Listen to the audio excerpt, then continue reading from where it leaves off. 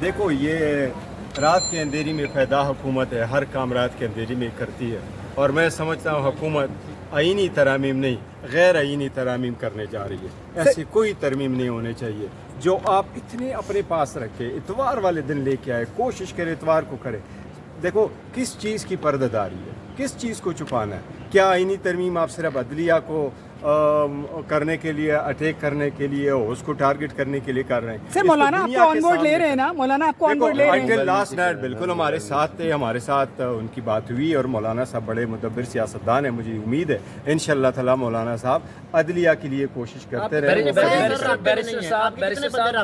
नहीं, हमारे सारे बंदे इंशाअल्लाह हमारे साथ होंगे। एक आध दो जो है, अगर वो नहीं भी राबिते में, उनके फैमिली मेंबर्स है हमारे, मैं उनको बता चुका हूँ। हमारी स्पेशल कमेटी है, मैंने उनको नाम लिखवाए थे। मैंने फ्लोर ऑफ द असम्बली पे भी कहा था, मैंने कमेटी में भी कहा था कि इस पार्लियामेंटेरियन की कमेटी के लिए जो हम एग्री हो गए थे, वो सबसे पहली बात यह है कि हर पार्लियामेंटेरियन का एक रिस्पॉन्सिबिलिटी है, जिम्मेदारी है उसको कि वो अपने मर्जी के मुताबिक वोट इस्तेमाल करे। ये उसकी आइन की जिम्मेदारी है। आप उसको मेक श्योर करें कि वो स्पीकर साहब से अलग से मुलाकात करने जा रहे हैं फिर? नहीं, हमारी अलग मुलाकात नहीं है। हमारी अभी स्पेशल कमेटी की मीटिंग जो सुबह, जिसके लिए मैं 10 बजे आया था, वो मीटिंग अभी 2 बजे इंट्रा पार्टी केस भी लगा हुआ है इलेक्शन कमीशन में, और इससे अब चीफ इलेक्शन कमिश्नर को भी फायदा होने जा रहा है। तो क्या समझते हैं आप, अपने केस को किस तरह से देख रहे हैं? नहीं, किस चीज़ को? सर, ये जो अब तरामीम होगी, देखिए, तरामीम अगर आप लोगों ने देखी होगी एज ऑफ लास्ट नाइट जब हम मौलाना साहब के पास थे तो उनके पास भी कोई ड्राफ्ट अवेलेबल नहीं थी, और मौलाना साहब से हम 11 बजे गए थे। यही तो मैं कह रहा हूँ कि रात के अंधेरी की हुकूमत है, रात के अंधेरी में कानून साजी हो रही है। इतवार वाले दिन लेके आ जाते तो आप पूरी दुनिया को पहले एक ड्राफ्ट बता दे, फिर आप लोगों की मौके पर ले लेते, फिर आप पब्लिक के साथ डिस्कस कर लेते, सारे लोगों से व्यू ले लेते, फिर जो मर्जी हो आप रख लेते, वो ड्राफ्ट रख लेते। अगर आपके पास 2/3 मेजॉरिटी है तो आइन और कानून प्रिवेल करता है, फिर आप उसको पास कर लेते। अच्छा, लेकिन ऐसा नहीं है। हुकूमत ये कह रही है कि दोनों ईवानों में उनके नंबर्स जो है वो पूरे हो चुके हैं। आपको लग रहा है कि नंबर्स पूरे कर लिए हैं हुकूमत ने?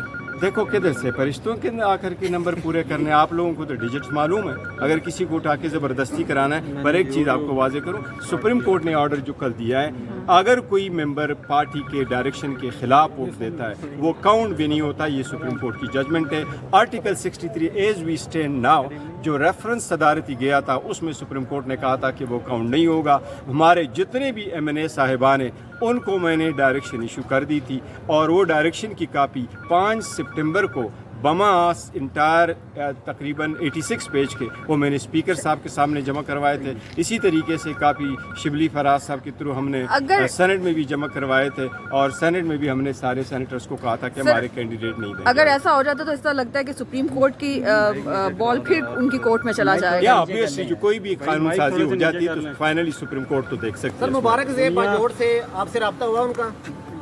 मैंने कोशिश तो की।